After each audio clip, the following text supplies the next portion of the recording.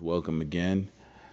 Video today, quick video. Let me talking about redirecting your focus off of the narcissist while you're in recovery mode, especially in the no contact period. It is very important that you really take into account your behavior during this period of time, taking into account the things you're doing. Your activities, your daily routine, your regimen, etc. You need to be aware that while you're in this period, it's not a time to sit and be idle. This is the time to be productive. This is the time to make sure you are getting out, doing things to you know advance yourself, progress yourself, motivate yourself into whatever it is that you're trying to do or accomplish. If you are becoming idle, if you are sitting around and not doing anything and having a lot of mental time to just reflect, a lot of that sometimes will be channeled right back to the situation with you and that particular narcissist. It will do you no good if you are trying to remove them from your energy, remove them from your conscious um, perspective of thinking and you know basically gathering in your inner being to find that peaceful place that you're trying to exist in. It's not going to help.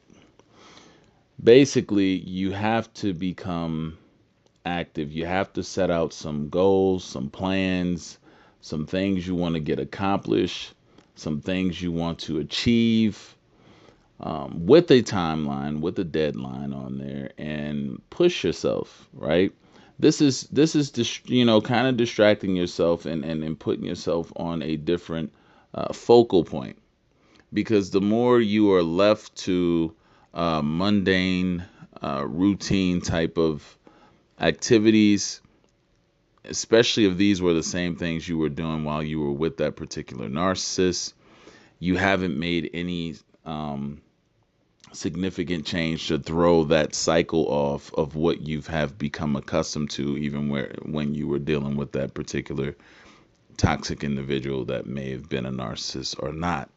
So it's important also to change your routine up. You got to start changing your routines. The more you stay in the same routine, it's kind of keeping you, um, locked in on that same energy, locked in on that same emotional field to where you can't push forward. So you have to force yourself, if need be, to change up your routine, change up the things that you're doing on in your daily life.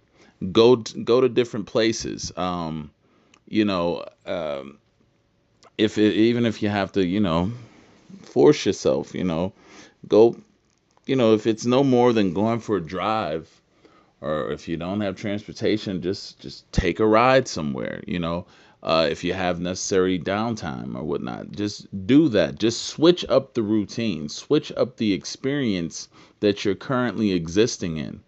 This does help. All right.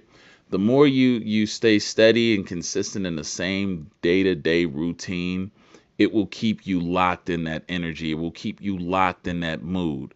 And it's a lot harder to switch the focus off of the situation and the whatever anguish or hurt or pain you're dealing with. It's a lot harder to get rid of it if you're engaging in the same daily activities or routines. You have to forcibly force yourself into a different routine, into a different pattern.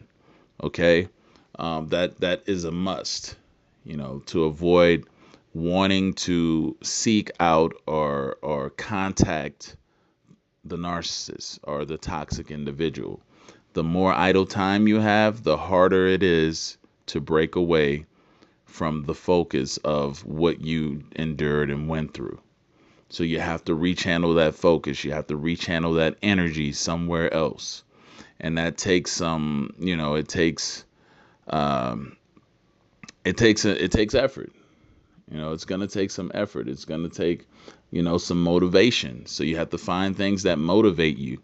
Find a new objective or a new goal that's going to really push you, that's going to really excite you to get involved with, a project or something. Find something to do to, you know, take your mind off of the situation and whatever that you may have just happened with you, or what may have ever at least transpired. You know, Trying to get that out of there, but it's important to take that into consideration, because if not, you're gonna find yourself constantly drifting back to, when you were with this individual, because loneliness is gonna start setting in. The feeling of, losing time and not being able to recover from it.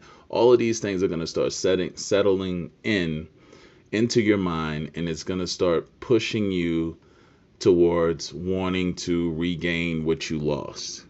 Even if that regaining what you lost is bad for you, you're going to start looking to regain that. So it is important to make sure you are keeping your time, being accountable for your time, going towards something productive versus non-productive.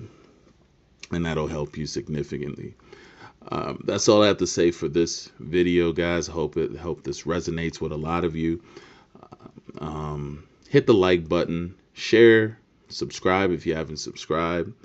Also, if you haven't got the documentary I put out, Departure of Empathy, very good documentary for those of you who haven't seen it. It is beneficial, will help give you an even further understanding of how these situations break down, and there's some nice dramatization acting in it that gives examples of what these things look like. So it did win an award for Best Independent Documentary of the Year through Film Free Awards. So definitely worth a try to a view, at least, to go check that out.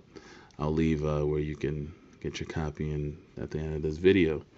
Anyway, that's all I have to say for this, guys. Take care of yourselves, push yourselves, and have a good one.